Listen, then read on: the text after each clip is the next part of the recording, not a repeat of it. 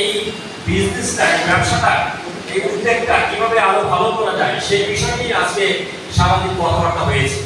তো ব্যাংকের পক্ষ থেকে একটা মৌলিক বিষয় হলো, প্রথম যে ধাপটা, সেই ধাপটা হলো ব্যাংকের সাথে একটা সম্পর্ক তৈরি করা। এবং এই সম্পর্কটা তৈরি করা একটা প্রথম ধাপটা হলো ব্যাংকের সাথে একটা সম্পর্ক তৈরি করা। এবং এই সম্পর্কটা তৈরি হয় ব্যাংকের সাথে একটা অ্যাকাউন্ট ওপেন করার মাধ্যমে।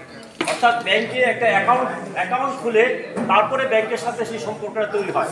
এবং এই অ্যাকাউন্ট খোলার পরে অ্যাকাউন্টের সাথে আপনারা ট্রানজ্যাকশন করতে থাকেন। এটার বহুমুখী সুবিধা আছে। প্রথম কথা হলো, আপনারা যদি ব্যাংকে একটা অ্যাকাউন্ট খোলেন তাহলে আপনাদের দৈনন্দিন কাজকর্মের ফলে যেই টাকাটা আপনাদের হাতে আসে, এই টাকাটা একটা নিরাপদ জায়গায় রাখার একটা স্থান পায়।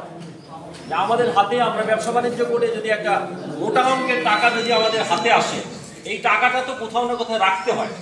সেই রাখার একটা নিরাপদ জায়গা হলো ব্যাংক। তো সেখানে একটা অ্যাকাউন্ট করে আপনারা সেই ব্যাংকে এই টাকাটা রাখতে পারেন। টাকা কিন্তু এমন একটা জিনিস, এই টাকা কখনো মানুষের হাতেও থাকে না, টাকা মানুষের পকেটেও থাকে না। ইভেন টাকা যদি মানুষ বাসায় নিয়েও রাখে, টাকার ধর্ম হলো সে কিভাবে খরচ হবে এবং সে কিভাবে পকেট থেকে বের হয়ে যাবে, এইটাই হলো টাকার ধর্ম। আচ্ছা, আপনাদের ভিতরে এই ধর্মটা হলো টাকা কিভাবে পকেট থেকে বের হয়ে যাবে, সে সবসময় সেই চিন্তার মধ্যে থাকে। আর আমাদের কি করতে হয়, আমরা পকেটে যে টাকা রাখি, পকেটেরও কিন্তু একটা দরজা আছে।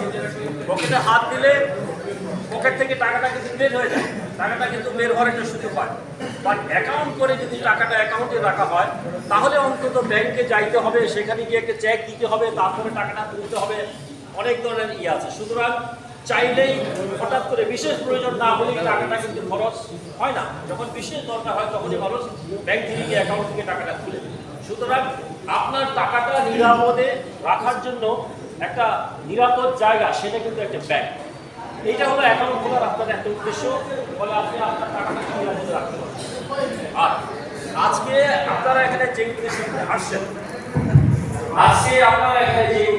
আসছেন, সেখানে একটা বিশেষ উদ্দেশ্য আছে, যে সেটা হলো আপনি ব্যাংকে একটা অ্যাকাউন্ট খুলবেন, খুলে সেই অ্যাকাউন্টে আপনি আপনার লেনদেনগুলো করবেন।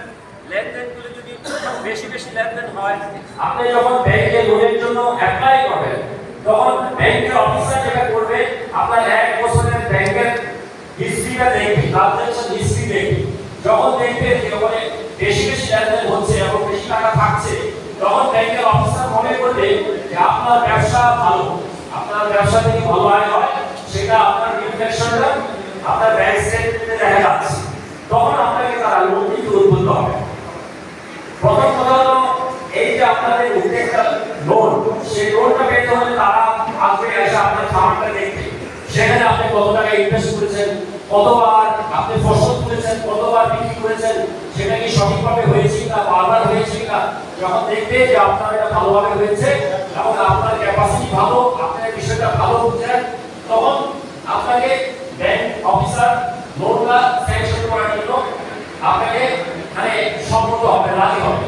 বাট আমি যেটা বলছি, যে আপনি যদি ব্যাংকের সাথে একটা অ্যাকাউন্ট করে তারপরে যদি কন্টিনিউ করেন এবং সেখানে যদি সব লেনদেনগুলো করেন, সেটা এই লোনটা পেতে আরো বেশি সহায়তা করবে। আমার মনে হয় সুতরাং আমি বলবো, আপনারা সবাই আমাদের ব্যাংকে অ্যাকাউন্ট আছে। কারণ এখন কেউ কি আছে যে ব্যাংকে অ্যাকাউন্ট নাই? আপনি দেখতে পারেন, আপনি বলেন যেটা